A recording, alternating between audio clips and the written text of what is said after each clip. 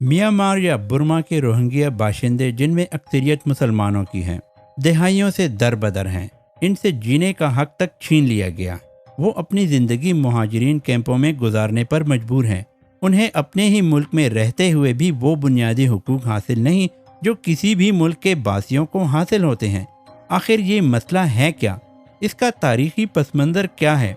Rohingya कौन लोग हैं? ये मसला कब और कैसे शुरू हुआ? आखिर क्यों म्यांमार की हुकूमत इनको अपना शहरी तस्लीम नहीं करती? बैनुल-अक़वामी इंसानी हुकूक के इदारों का इस मसले में क्या किरदार है? ये सब हम आज जानने की कोशिश करेंगे। दोस्तों, 19वीं सदी में होने वाले एंग्लो बर्मीज जंगों में बर्मा को शिकस्त हुई और बर्मा बाकायदा तौर पर ब्रिटिश इंडिया का हिस्सा बन गया। इस दौरान बरतानवी हुकूमत की पॉलिसीज़ ने बंगाल से हिजरत करके बर्मा आने वालों की हौसला अफजाई की। रोज़गार के हुसूल की गर्ज से एक बड़ी तादाद में हिंदुस्तानी लोग हिजरत करके म्यांमार की राखाइन स्टेट और दूसरे इलाकों में आकर बसना शुरू हो गए। 20वीं सदी में भी ये सिलसिला जारी रहा और हिंदुस्तान से आने वाले ज़्यादातर लोग राखाइन में ही सकूनत इख्तियार करते, लेकिन इनकी कुछ तादाद राखाइन से आगे यंगून और दूसरे इलाकों में भी जाकर आबाद हुई। चंद ही दिहाइयों में इन इलाकों में और बिलखुसूस राखाइन में हिंदुस्तान से आने वाले इन बाशिंदों की अक्सरियत हो गई। 1931 में होने वाली मरदमशुमारी के मुताबिक बर्मा में तकरीबन 6 लाख मुसलमान आबाद थे, जिनकी एक बड़ी तादाद राखाइन के इलाके में आबाद थी। ये मुसलमान बर्मा की उस वक्त की कुल आबादी का 4% थे। दोस्तों, ऐसा भी नहीं था कि ये लोग पहली बार इतनी ज़्यादा तादाद में बर्मा आ रहे थे। अगर तारीखी तौर पर देखा जाए तो 1785 में जब तीसरी बर्मीज़ एम्पायर ने राखाइन फतह किया तो तकरीबन 35,000 लोग हिजरत करके हिंदुस्तान के सूबे बंगाल के इलाके चिटागंग चले गए। बंगाल उस वक्त ईस्ट इंडिया कंपनी के कंट्रोल में था। जाहिर है 19वीं सदी में वापस राखाइन आने वालों में यकीनन वो लोग भी शामिल थे जो हिजरत करके बंगाल चले गए थे। मुअर्रिखीन के मुताबिक राखाइन में मुसलमान 15वीं सदी से मौजूद हैं। बाद मुअर्रिखीन के मुताबिक तो 9वीं सदी में भी यहाँ मुसलमानों की मौजूदगी के शवाहिद मिलते हैं। 20वीं सदी के अवाइल में होने वाली कशमकश के बाद जंग अजीम दोम के दौरान जब बरतानिया और जापान बर्मा में आमने सामने आए तो रोहिंग्या कम्युनिटी ने फातेह बरतानिया का साथ दिया, जबकि राखाइन स्टेट की बुद्धिस्ट कम्युनिटी ने जापान का साथ दिया। इस जंग ने राखाइन के बाशिंदों के दरमियान पहले से मौजूद तकसीम को मजीद वाज़ेह कर दिया। इस जंग के दौरान रोहिंग्या कम्युनिटी का बहुत बड़ा जानी नुकसान हुआ और वो बड़ी तादाद में हिंदुस्तान के दूसरे इलाकों में हिजरत कर गए। रोहिंग्या कम्युनिटी चाहती थी कि बरतानिया की बरे सगीर से वापसी के बाद शुमाली राखाइन को बंगाल के मुस्लिम अक्सरियती इलाके चिटागंग, जो राखाइन के बिल्कुल साथ था, में शामिल कर दिया जाए ताकि वो नई मुस्लिम रियासत का हिस्सा बन जाएं। बाज़ रोहिंग्या लोग अलग नई रियासत का मुतालबा भी कर रहे थे। हिंदुस्तानी गैर मजहब के लोगों का बड़ी तादाद में आकर बर्मा में बस जाना वहाँ के मकामी बाशिंदों के लिए सख्त तशवीश का बायस था। बंगाल और दूसरे इलाकों से आने वाले ये लोग न सिर्फ इनके रोज़गार, वसाइल और जागीरों पर काबिज हो रहे थे, बल्कि बरतानवी हुकूमत ने इन्हें आला ओहदों से भी नवाजा।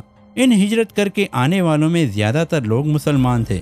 इन लोगों की वहाँ की मकामी ख़वातीन से शादियाँ भी हुईं, जिसकी वजह से राखाइन में मुसलमानों की तादाद में मज़ीद इजाफा होना शुरू हो गया। ये बात भी बुद्धिस्ट कम्युनिटी के लिए हरगिज़ काबिल कबूल ना थी। म्यांमार में चूँकि बुद्धिस्ट अक्सरियत में हैं और वो इन हिजरत करके आने वाले लोगों को मजहब के लिए भी एक बड़ा ख़तरा समझने लगे। एक एतराज़ ये भी था कि रोहिंग्या बाशिंदों का बर्मा में आकर बस जाना बर्मा पर बरतानिया के कंट्रोल को मजबूत बनाने का बायस भी बन रहा था। इनके अलहदा रियासत या बंगाल में जम होने वाले मुतालबे पर भी बर्मा के मकामी बाशिंदे सख्त बरहम थे और किसी भी कीमत पर बर्मा की तकसीम नहीं चाहते थे। 1948 में म्यांमार ने बरतानिया से आज़ादी हासिल कर ली।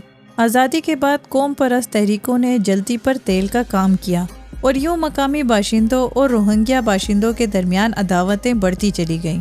उन्होंने हुकूमत की पॉलिसीज़ के खिलाफ एहतजाज का ऐलान करते हुए मज़ाहमती तहरीक का आगाज़ कर दिया। इनका मुतालबा था कि इनको शहरियत का हक और मसावी हुकूक दिए जाएं, लेकिन म्यांमार की हुकूमत ने इन मुतालबात को ताकत का इस्तेमाल करते हुए कुचल डाला। 1952 में म्यांमार की हुकूमत की जानिब से पहली बार नेशनल रजिस्ट्रेशन कार्ड्स का इजरा शुरू किया गया तो रोहिंग्या बाशिंदों को शहरियत देने के हवाले से पसो पेश से काम लिया गया। 1962 में म्यांमार में मिलिट्री गवर्नमेंट आ गई और रोहिंग्या बाशिंदों के लिए हालात मजीद ख़राब हो गए। حکومت نے ان کو قومی شناخت کے لیے ایک خطرہ جانتے ہوئے ان پر عرصہ حیات مزید تنگ کر دیا۔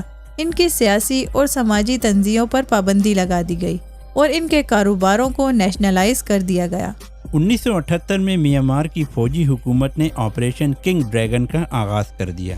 ویسے تو یہ ایک ملٹری آپریشن تھا جس کا مقصد ان تمام لوگوں کی چھان بین کرنا تھا جو غیر قانونی طور پر برما میں مقیم ہیں، لیکن اس آپریشن کا اصل ٹارگٹ راکھائن اسٹیٹ میں بسنے والے روہنگیا کمیونٹی کے لوگ تھے۔ اس آپریشن کے مظالم کے نتیجے میں تقریباً 2 لاکھ روہنگیا باشندے ہجرت کر کے بنگلہ دیش چلے گئے۔ یہ سلسلہ حالیہ کچھ سالوں میں بھی جاری رہا ہے۔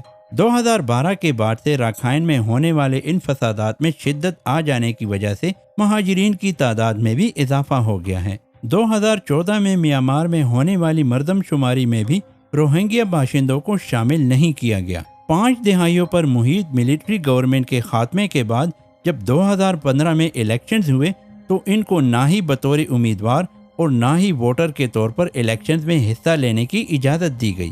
ان الیکشنز میں آنگ سان سو کی نے کامیابی حاصل کی۔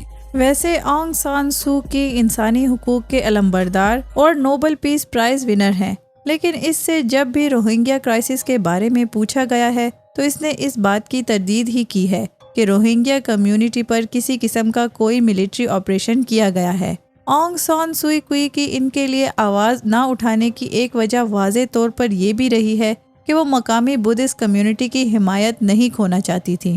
UNHCR کی ایک رپورٹ کے مطابق 2017 کے بعد تقریباً 7.5 لاکھ مزید روہنگیا مہاجرین بنگلہ دیش آئے ہیں۔ 2 ملین سے زائد آبادی پر مشتمل یہ لوگ دنیا میں واحد اتنی بڑی کمیونٹی ہیں جن کی نہ تو کوئی اپنی ریاست ہے اور نہ ہی انہیں کسی ملک کی شہریت کا حق حاصل ہے، اور وہ نصف صدی کے عرصے سے زیادہ مسلسل دربدر ہیں۔ بین الاقوامی اداروں نے ان کے لیے کوئی خاص کردار ادا نہیں کیا۔ ہاں، البتہ انٹرنیشنل کرمنل کورٹ نے نومبر 2019 سے ایک انکوائری کا حکم ضرور دے رکھا ہے۔ مختلف ادوار میں یہ لوگ پاکستان آ کر بھی پناہ حاصل کرتے رہے ہیں۔ اس وقت روہنگیا کمیونٹی کے تقریباً 4 لاکھ لوگ پاکستان میں آباد ہیں۔ ان میں زیادہ تر باقاعدہ طور پر پاکستان کی شہریت حاصل کر چکے ہیں۔ مزید دلچسپ ویڈیوز کے لیے ہمارے چینل کو سبسکرائب کیجیے۔ آج کے لیے اتنا ہی دوستو، نیکسٹ ویڈیو تک کے لیے اللہ حافظ۔